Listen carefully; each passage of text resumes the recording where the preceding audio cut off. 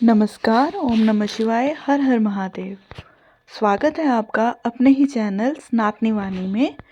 तो आज की इस वीडियो में हम बात करने वाले हैं 2026 में क्या दान करना चाहिए जिससे जो है आपके पैसे में वृद्धि हो और समाज में आपका मान सम्मान बढ़े। तो चलिए शुरू करते हैं, वीडियो के अंत तक बने रहिएगा। सबसे पहले मैं आपको बता दूं, जो दान है सिर्फ देने का नाम नहीं है। दान वो बीज है जो सही समय और सही वस्तु से बोया जाए तो जीवन में धन, सुख और शांति तीनों देता है। आज हम जानेंगे 2026 में कौन सा दान करें जिससे पैसों की वृद्धि बढ़े। सबसे पहले हम बात करेंगे अन्नदान। अन्नदान जो है सबसे बड़ा धन दान है। वो कैसे? सबसे पहले बताऊंगी क्या दान करना चाहिए। गेहूं, चावल, दाल, आटा, ज़रूरतमंदों को भोजन इत्यादि। अगर आपको लगता है कोई नीडी है उसको ज़रूर आप भोजन करवाइए। और कब करना चाहिए आपको? जैसे कि गुरुवार को, थर्सडे को, पूर्णिमा को और अमावस्या के दिन। जब भी आपको लगता है इन दिनों में, तो आपने किसी भी ज़रूरतमंदों को, घर पे मेड हो जिसे मतलब फूड की ज़रूरत हो, आपको लग रहा है कि उनकी हेल्प करनी चाहिए, तो आप उनकी हेल्प ज़रूर करें। तो इससे क्या होगा, घर में कभी अन्न की कमी नहीं रहती। अगर आप अन्न का दान करते हैं तो अचानक होने वाले खर्चे कम होते हैं और स्थायी धन योग बनता है। स्थायी धन योग मीन स्टेबिलिटी रहती है। जो भी आपके पास मतलब कि धन आएगा तो वो लॉन्ग टर्म के लिए स्टेबल होके आएगा। ऐसा नहीं है कि पैसा आया तो चला गया, अचानक से खर्चे हो गए। तो ये है स्टेबिलिटी बढ़ेगी। दूसरा हम बात करेंगे वस्त्र दान की। वस्त्र दान से क्या फ़ायदा होता है? जो रुका हुआ कहीं पे स्टक हो, पैसा मनी स्टक हो, अगर आपने कहीं दिए हैं तो वापस नहीं पैसे आ रहे, तो रुका हुआ पैसा जो है वो वापस आने लगता है। जैसे कि आपने कहीं दिया हुआ है, कोई वापस नहीं दे रहा, तो वो वापस मिल जाते हैं। इससे आपने क्या करना है, दान आपने क्या करना है कि नए या फिर पुराने आपके कोई कपड़े हो, मतलब कपड़ों का दान करना है आपने। और इसे आप किसे दे सकते हैं? जैसे कि किसी गरीब को, मज़दूर को, या फिर कोई मेड वगैरह अगर आपने घर पे लगी हो, तो कोई वर्क प्लेस पे है, तो अगर आप जिसे भी देना चाहते हो, जिसे ज़रूरत हो, तो आप उसे कपड़े का दान दे सकते हैं। इससे क्या लाभ हो सकता है? रुका हुआ पैसा मिलना लगता है, वापस मिलने लगता है, ठीक है। और नौकरी और बिजनेस में ग्रोथ मिलती है। इससे आपको कर्ज से भी राहत मिलती है, कर्ज से छुटकारा मिलता है। दीपक और तेल का दान। तीसरा मैं आपको बताने जा रही हूँ दीपक और तेल के दान के बारे में। दीपक और तेल के दान से क्या होता है कि धन का अंधकार दूर होता है। अगर नहीं आ रहा, आपके घर में पैसा नहीं आ रहा, तो मनी फ्लो नहीं हो रहा, तो इससे आपका मनी फ्लो भी होने लगेगा। क्या दान करना चाहिए?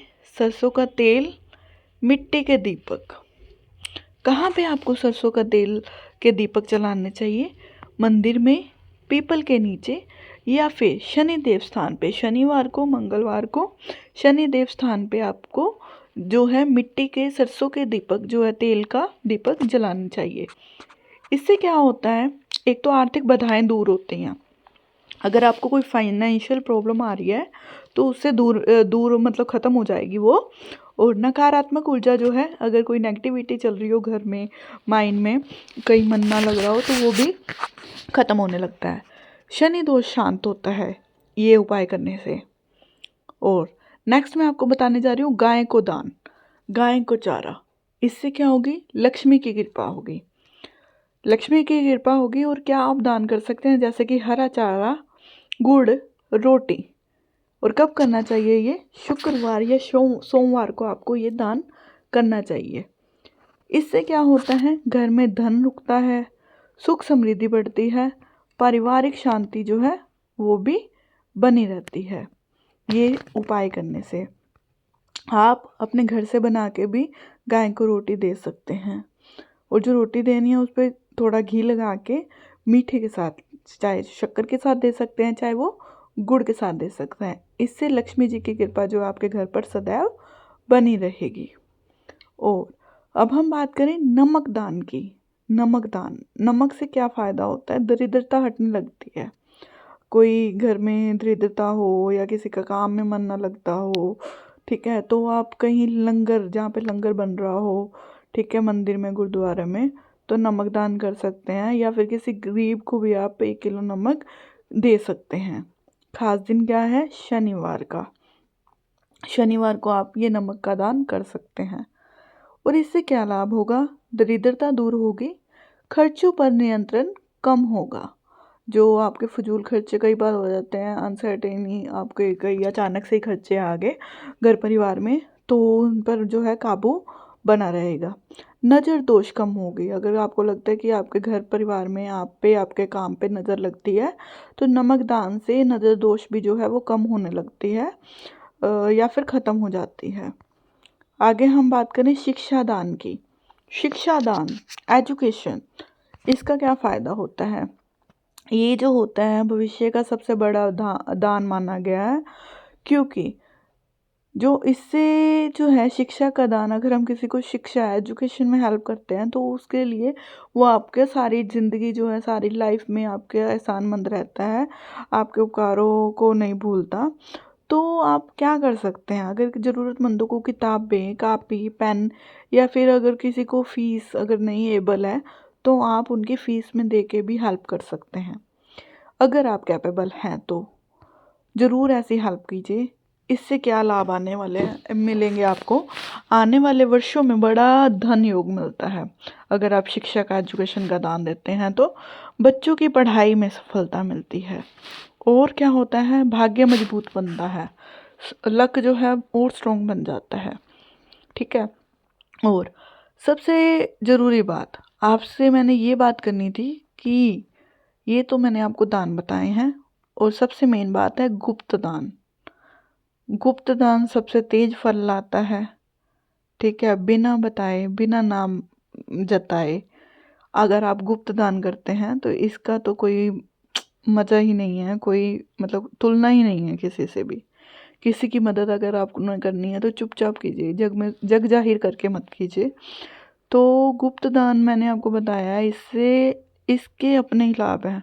अचानक धन लाभ होता है, अटके काम पूरे होते हैं, और ईश्वर की जो सदैव विशेष कृपा होती है ना, तो वो उन पे बनी रहती है, ठीक है। अब ये बात करूँगी दान करते समय क्या गलतियाँ नहीं करनी चाहिए, मतलब क्या नहीं करना चाहिए। एक तो अहंकार से मैं दान कर रहा हूँ, मतलब मैं ख़त्म करनी है आपने, अहंकार से दान नहीं करना। गुस्से में दान नहीं करना। और अगर आप किसी को दिखावे के लिए कर रहे हैं ना, मतलब कि दान कर रहे हैं, वीडियो फोटोज़ के चक्कर में दान कर रहे हैं, तो ये आपने बिल्कुल नहीं करना। इसका कोई रिजल्ट नहीं मिलने वाला। ये तो जस्ट टाइम पास है, फोटोग्राफीज़ के चक्कर में है। मतलब मेन मैं आपको बताऊंगी कि दिखावे के लिए नहीं करना आपने। जो आपने करना है अपने दिल से, श्रद्धा भाव से करना है, क्योंकि दान हमेशा श्रद्धा और खुशी से करना चाहिए, और इसका ही रिजल्ट मिलता है। नहीं तो मतलब कोई लाभदायक नहीं होगा ये। और मैं आपको बताऊं, अगर आपने कुछ दान करना है तो इसके लिए 2026 का स्पेशल मंत्र है, ओम श्रीम महालक्ष्म्याय नमः। इसे दान से पहले कम से कम 11 बार बोलें, जिसका फल क्या होगा, मतलब दान का फल जो है दुगना हो जाएगा, ठीक है। तो ये था 2026 में आप क्या दान कर सकते हैं, क्या क्या फ़ायदे हैं। अगर आपको 2026 में पैसों की तंगी से बाहर निकलना है तो दान को ना आदत बना लीजिए, क्योंकि जो दान देता है, जैसा दान देता है वैसा ही पाता है। जैसा आप करेंगे, कहते हैं ना जैसी करनी वैसी भरनी, तो जैसा हम करेंगे, भगवान को भी पता है कि हाँ जी हम उनकी हेल्प कर रहे हैं, तो भगवान भी आपकी हेल्प ज़रूर करेंगे। ये था आपके लिए। अगर आपको वीडियो पसंद आए तो लाइक सब्सक्राइब ज़रूर कीजिए चैनल को। ओम नमः शिवाय, हर हर महादेव, धन्यवाद।